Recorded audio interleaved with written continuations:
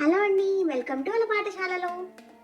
ఇవాళ మనం Guntur style spicy chicken curry ఎలా చేసుకోవాలో చూద్దాం. ముందుగా నేను 750 గ్రామ్స్ చికెన్ని బాగా వాష్ చేసుకొని పెట్టుకున్నాను. దానిలోకి ఒక పావు స్పూన్ పసుపు యాడ్ చేసుకోండి. ఒక పావు స్పూన్ ధనియాల పొడి కూడా యాడ్ చేసుకోండి. దీనిలోకి ఒక స్పూన్ దాకా ఉప్పు తీసుకుంటున్నాను.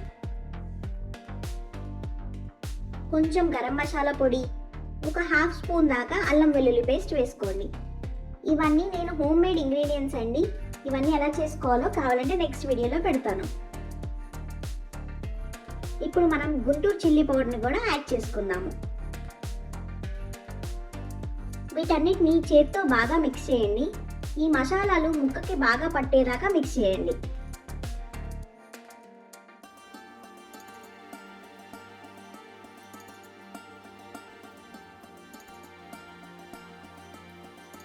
మ్యారినేషన్కి ఇవన్నీ బాగా పట్టడానికి కొంచెం ఆయిల్ కూడా యాడ్ చేసుకుంటున్నానండి. మీరు కూడా యాడ్ చేసుకొని అన్నీ బాగా సమాంతరంగా కలిసేలాగా మిక్స్ చేసుకోండి. ఇప్పుడు దీన్ని లిడ్ క్లోజ్ చేసుకొని మ్యారినేట్ చేసుకోవాలండి. ఒక half an hour to 1 hour marinate చేసుకోండి. మీకు తొందరగా కావాలంటే డీప్ ఫ్రీజ్ కూడా చేసుకోవచ్చు. నేనైతే డీప్ ఫ్రీజ్ చేస్తున్నానండి, ఒక 10 to 15 మినిట్స్ దాకా. ఇప్పుడు ఒక కడాయిలోకి కొంచెం ఆయిల్ తీసుకోండి. నేనైతే కొంచెం ఆయిల్ ఎక్కువ వేస్తున్నానండి, ఎందుకంటే నాన్ వెజ్కి ఆయిల్ అనేది చాలా ఇంపార్టెంట్. దానివల్ల టేస్ట్ బాగుంటుంది. ఇందులోకి కొంచెం ఒక యాలుక్కాయ, కొన్ని లవంగాలు కూడా తీసుకోండి. కొంచెం దాల్చిన చెక్క, షాజీరా, అనాస పువ్వు కూడా వేసుకోండి. కొంచెం జీలకర్ర కూడా వేసుకోండి. కావాలంటే మీరు జీరా పౌడర్ కూడా యాడ్ చేసుకోవచ్చు. కొంచెం సన్నగా తరుక్కొని పెట్టుకొని కరివేపాకును వేసుకొని బాగా ఫ్రై చేసుకోండి. తర్వాత కొంచెం సన్నగా పొడుగ్గా తరుక్కున్న పచ్చిమిరపకాయలు వేసుకోండి. నేను ఇక్కడ పచ్చిమిరపకాయలు తక్కువే వేసుకుంటున్నానండి, ఎందుకంటే ఇందులో మెయిన్ ఇంగ్రీడియంట్ వచ్చేసి చిల్లీ పౌడర్ కాబట్టి. తర్వాత సన్నగా తరుక్కున్న ఉల్లిపాయలు వేసుకోండి. ఇది మనం ట్రాన్స్పరెంట్ అయ్యేదాకా ఫ్రై చేసుకుంటూ ఉండండి.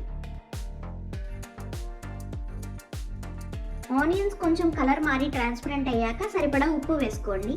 కావాలంటే మనం లాస్ట్లో కూడా చూసుకొని వేసుకోవచ్చు. ఆనియన్ కొంచెం ఫ్రై అయ్యేదాకా చేసుకోండి, అప్పుడైతే కర్రీ టేస్ట్ చాలా బాగుంటుంది. ఆనియన్స్ బాగా ఫ్రై అయ్యాక 2 స్పూన్స్ దాకా అల్లం వెల్లుల్లి పేస్ట్ వేసుకోండి. నేను ఇలా గ్లాస్ జార్లో స్టోర్ చేసుకుంటానండి, ఫ్రెష్గా హోమ్ మేడ్గా. టేస్ట్ కూడా చాలా బాగుంటుంది. ఇప్పుడు మనం ఈ అల్లం వెల్లుల్లి పేస్ట్ పచ్చి వాసన పోయేదాకా ఫ్రై చేసుకోవాలి.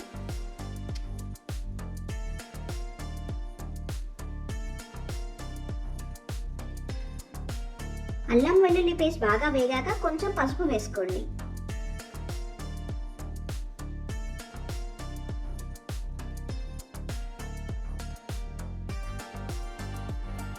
మనం ఫ్రిడ్జ్లో మ్యారినేట్ చేసి పెట్టుకున్న చికెన్ని తీసుకొని ఇప్పుడు ఇందులో యాడ్ చేసుకోవాలి. దీన్ని మెల్లగా యాడ్ చేయండి, ఇందులో వాటర్ వల్ల ఆయిల్ నుంచి కొంచెం స్ప్రెడ్ అయ్యే ఛాన్సెస్ ఉన్నాయి.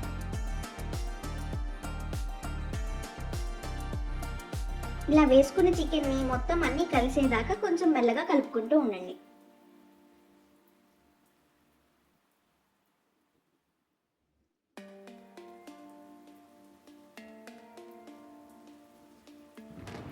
ఇలా మొత్తం మిక్స్ అయ్యాక మూత పెట్టేసుకొని కొంచెం ఉడకనివ్వండి.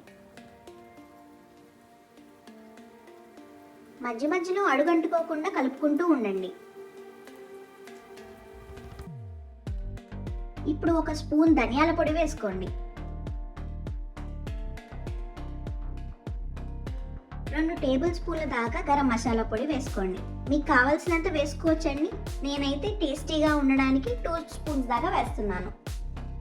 వీటన్నిటిని ముక్కకి బాగా అంటుకునేదాకా మిక్స్ చేసుకుంటూ ఉండండి. ఇప్పుడు సన్నగా తరుక్కొని పెట్టుకున్న కొత్తిమీరని కూడా వేసుకోండి. మీరు కావాలంటే లాస్ట్లో కూడా వేసుకోవచ్చు, నేనైతే ఫస్ట్లోనే వేస్తానండి. ముక్క చిదురవ్వకుండా మెల్లమెల్లగా కలుపుకొని అంతా పట్టేలాగా కలుపుకోండి.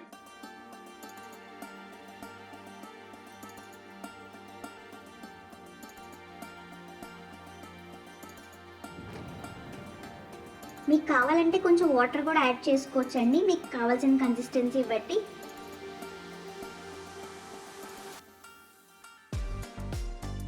ఇలా ముక్క ఉడికేదాకా బాగా మిక్స్ చేసుకుంటూ ఉండండి.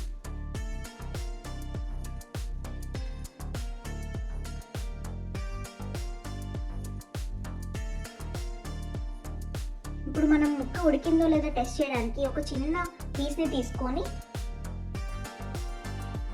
నైఫ్తో ఇలా కట్ చేయడానికి ట్రై చేయండి. ముక్క ఈజీగా కట్ అయిపోతే కనుక బాగా ఉడికేసినట్టండి. మన ముక్క అయితే బాగా ఉడికేసింది ఇక్కడ. ఇప్పుడు మన మెయిన్ ఇంగ్రీడియంట్ అయిన గుంటూరు చిల్లీ పౌడర్ వేసుకోవాలండి. నేను ఒక 2 స్పూన్స్ దాకా వేసుకుంటున్నాను, మీకు తగినంత క్వాంటిటీ మీరు వేసుకోండి. ఇప్పుడు ఉప్పు సరిపడా వేసుకోండి. అంతేనండి, ఆయిల్ బయటకు వస్తుంది చూసారా? మన చికెన్ కర్రీ అయితే రెడీ అయిపోయినట్టే. ఇంకా మీరు స్టవ్ ఆఫ్ చేసుకొని దీన్ని దింపేసుకోవడమే.